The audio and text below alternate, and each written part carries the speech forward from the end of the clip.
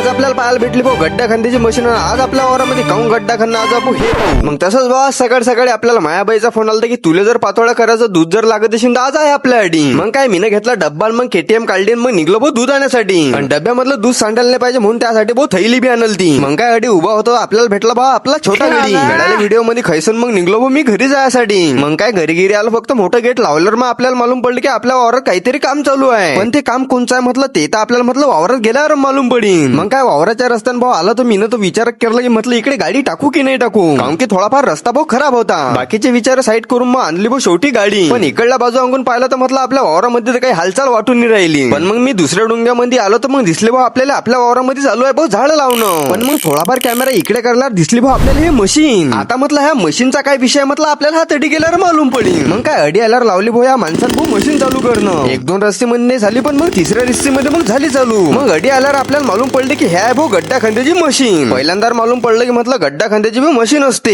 की आमच्याकडे जेवढी झाडं लावेल होते तेवढे तर भाऊ माणसाच्या हातूनच लावेल होते. जाऊ द्या म्हटलं बरी आहे म्हटलं हे नवीन टेक्नॉलॉजी. आता गड्डा खांदल्या बाद मग त्याच्यामध्ये टाकून पाहिलं होतं भाऊ झाड माहिती की नाही माय. मग एक झाड पन्नीमधून काढून मग टाकून पाहिलं भाऊ गड्ड्यामध्ये. जांबाचं झाड थोडंफार अद्दर राहत जाय तर मग आपल्याला आजूबाजून थोडंफार उकळा लागेल. पण मग मशीनवाल्याला सांगले की थोडीफार मशीन तुम्ही आजूबाजूने फिरवून घेत जा. हे काम पटलं म्हटलं आपल्याला एका दिवसात डायरेक्ट बंदे झाड म्हटलं लावून घ्या. मग काय म्हटलं झाडावाले झाडं लावतात म्हटलं आपू झाला म्हटलं बाबा आता घरी चला. तर मग आजच्यासाठी एवढंच. मग लवकरच भेटू पुढच्या ब्लॉक मध्ये. पुढच्या ब्लॉक पाहायसाठी फक्त आपल्याला फॉलो घ्या करून.